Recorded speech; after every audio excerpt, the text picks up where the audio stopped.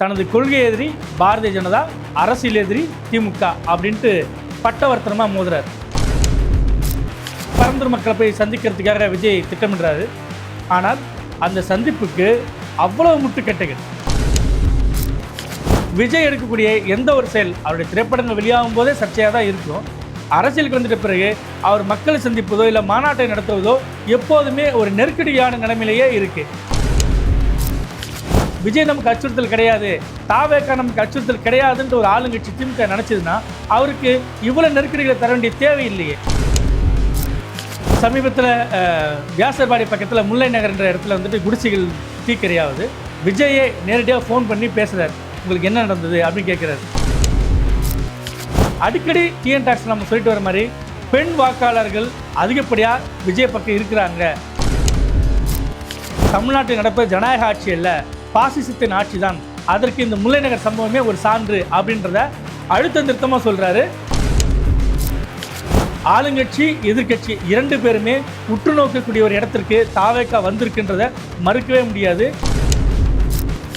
TN tax நேயர்களுக்கு வணக்கம், நான் உங்கள் அரவிந்த்குமார். தாவேக்காவை கண்டு அஞ்சுகிறதா திமுக, எப்படிங்க இது அப்படின்ற ஒரு கேள்வி எழலாம். ஆனால் கடந்த சில வாரங்களாக நடக்கக்கூடிய பல சம்பவங்கள் தாவேக்கா குறித்து திமுக தலைமை ஏதேனும் ஒரு அச்சத்தோடு இருக்கிறதோ அப்படின்றதுக்கான ஒரு அடையாளங்கள் தான் இருக்குது. அது என்னென்ன விஷயங்கள் அப்படின்றத இந்த வீடியோவில் நாம் விரிவாக பார்ப்போம், வாங்க.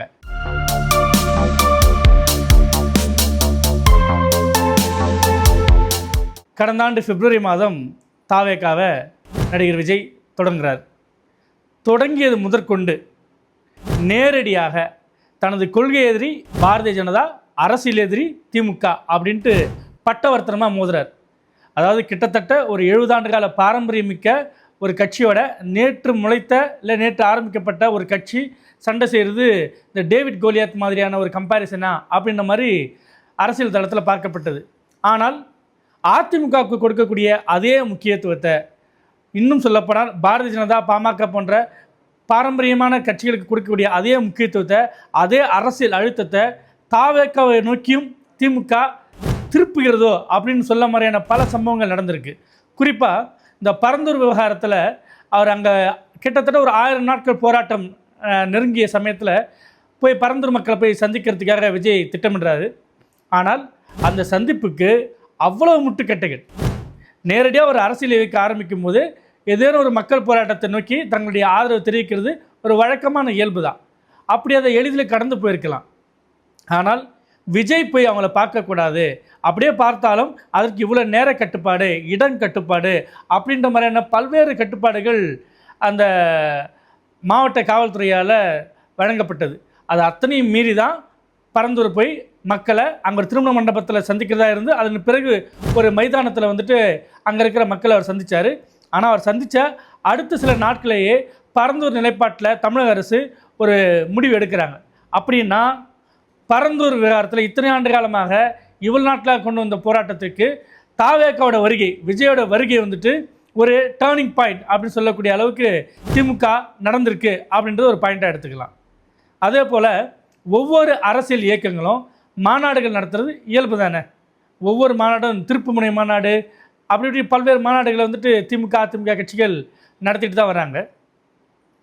ஆனால் தனது கொள்கை விளக்க மாநாடு, தன்னுடைய கட்சி கொடி மற்ற விஷயங்கள்லாம் தன்னுடைய தொண்டர்களுக்காக விஜய் வந்துட்டு தெரிவிக்கிறதுக்காக விக்கிரவாண்டியை தேர்வு செய்கிறார். ஆனால் விக்கிரவாண்டிக்கு முன்னதாகவே அவர் திருச்சி, மதுரையெல்லாம் இடங்கள் அணுகிறாரு. ஆனால் ஏதோ ஒரு காரணங்களால் காவல்துறையை தட்டி கழிச்சிட்டே இருக்குது. பிறகு விக்கிரவாண்டியில் வரும்போது கூட 21 விதிமுறைகள், இந்த 21 கேள்விக்கு நீங்கள் பதில் சொன்னால் மட்டும்தான் உங்களுக்கு மாநாட்டுக்கு அனுமதி அப்படின்ற மாதிரியான ஒரு கெடு தாவேக்காவுக்கு விதிக்கப்படுது. அந்த கெடுக்கு அந்த 21 பாயிண்ட்டையும் ஃபுல்ஃபில் பண்ணி கிட்டத்தட்ட ஒரு 5-8 லட்சம் பேர் திரளக்கூடிய அளவுக்கு அந்த விக்கிரவாண்டி மாநாட்டை தாவேக்கா நடத்தி காமிச்சது. குறிப்பாக விஜய் அதை நடத்தி காமிச்சார். அந்த மாநாட்டில் பேசும்போதும் தெளிப்பாகவே வெளிப்படையாக சொன்னார், என்னுடைய அரசியல் எதிரி திமுக தான் அப்படின்ட்டு. அப்போது திமுக கொடுக்கக்கூடிய நெருக்கடிகள், அதாவது இது எப்படி நம்ம ஒப்பிட்டு பார்க்கலாம் அப்படின்னா, டெல்லியில் ஆம் ஆத்மி கட்சியோடைய எழுச்சின்னு ஒன்று வந்தது ஒரு காலகட்டத்தில். அரவிந்த் கெஜ்ரிவால் வந்துட்டு எடுக்கக்கூடிய எல்லா போராட்டங்களையும் அப்போதைய அரசுகள் வந்துட்டு அவர் வந்துட்டு அடிப்பது, கைது செய்வது, அவர் போராட்டங்களுக்கு அனுமதி மறுப்பதுன்ட்டு பல்வேறு முட்டுக்கட்டைகள் போட்டன. ஆனால் அரவிந்த் கெஜ்ரிவால் வந்துட்டு தொடர்ச்சியாக 3 முறை ஆட்சி கட்டில் அமர்வதற்கான ஒரு வாய்ப்பை காலம் வழங்கியது. கிட்டத்தட்ட அது போல் விஜய் எடுக்கக்கூடிய எந்த ஒரு செயல் அவருடைய திரைப்படங்கள் வெளியாகும் போதே சர்ச்சையாக தான் இருக்கும். அரசியலுக்கு வந்துட்ட பிறகு அவர் மக்களை சந்திப்பதோ இல்லை மாநாட்டை நடத்துவதோ எப்போதுமே ஒரு நெருக்கடியான நிலைமையிலேயே இருக்குது. இது இப்படி பார்த்தீங்கன்னா அவர் நமக்கு அச்சுறுத்தல் கிடையாது, விஜய் நமக்கு அச்சுறுத்தல் கிடையாது, தாவேகா நமக்கு அச்சுறுத்தல் கிடையாதுன்ற ஒரு ஆளுங்கட்சி திமுக நினச்சதுன்னா அவருக்கு இவ்வளோ நெருக்கடிகளை தர வேண்டிய தேவையில்லையே. அப்படின்னா தாவேகாவை கண்டு அஞ்சுகிறதா திமுக அப்படின்ற சொல்லாடல் சரியாக தானே போகுது. சமீபத்தில் வியாசர்பாடி பக்கத்தில் முல்லை நகர்ன்ற இடத்துல வந்துட்டு குடிசைகள் தீக்கிரையாகுது. அப்போ வந்துட்டு அவங்க தனியார் மண்டபத்தில் அங்கே இருக்கிற மக்கள்லாம் தங்க வைக்கப்படுறாங்க. அவங்களுக்கான நிவாரண உதவிகளை பல பேர் வழங்க முன் வராங்க. அப்படி தாவேகாவை சேர்ந்த பெண் நிர்வாகிகள் சிலரும் போயிட்டு அவங்களுக்கான நிவாரண உதவிகள் அப்போதைக்கு என்ன தேவையோ பாய், பெட்ஷீட்டு, பிஸ்கெட்டு அப்போ விஷயங்களை கொண்டு போய் கொடுக்க போகிறாங்க.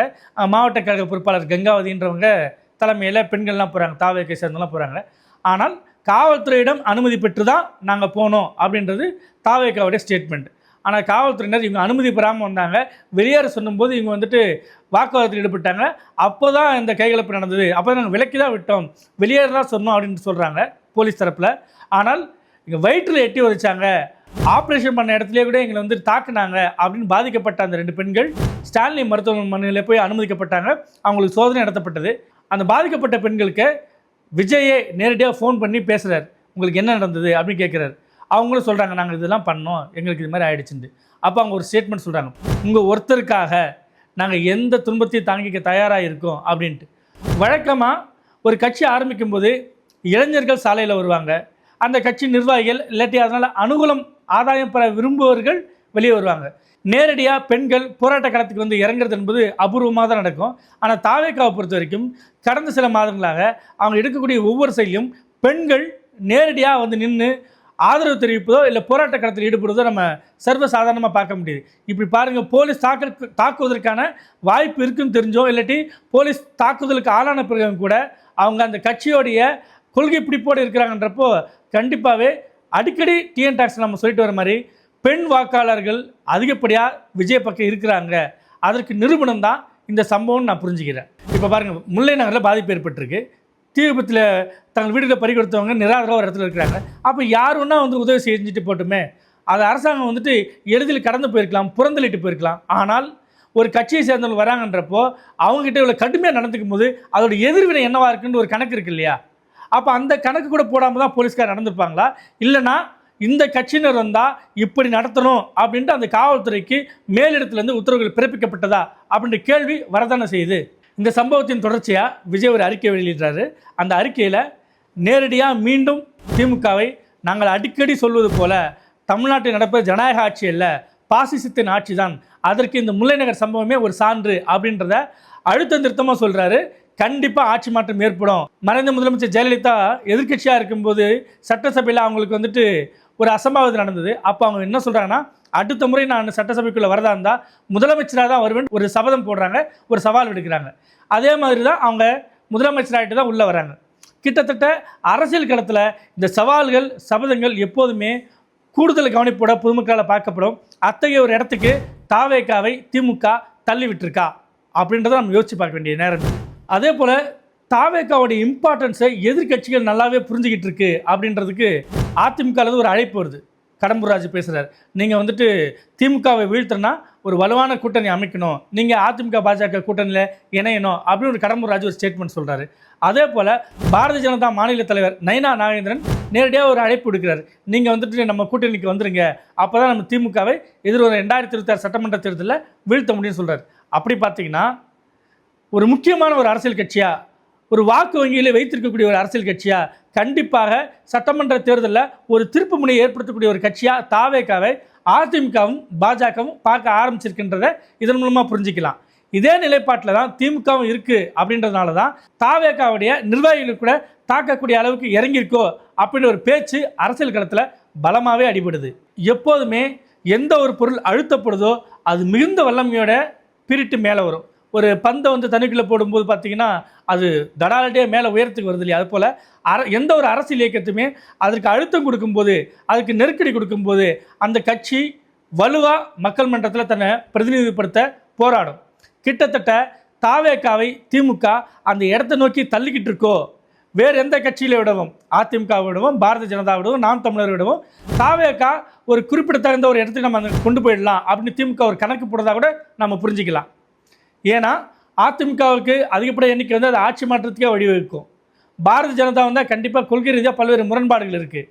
அப்படி இருக்கும்போது நமக்கு ஒரு எதிரி இருக்கட்டும், ஆனால் அவங்க நீண்ட காலம் கழித்தா நமக்கு அச்சுறுத்தலாக இருக்கணும், தற்காலிகமான அச்சுறுத்தல் இருக்கக்கூடாது அப்படின்ற இடத்துக்கு தாவேகாவை திமுக தானாகவே தள்ளுகிறதோ அப்படின்ற ஒரு கணக்கையும் நம்ம யோசித்து பார்க்க வேண்டியிருக்கு.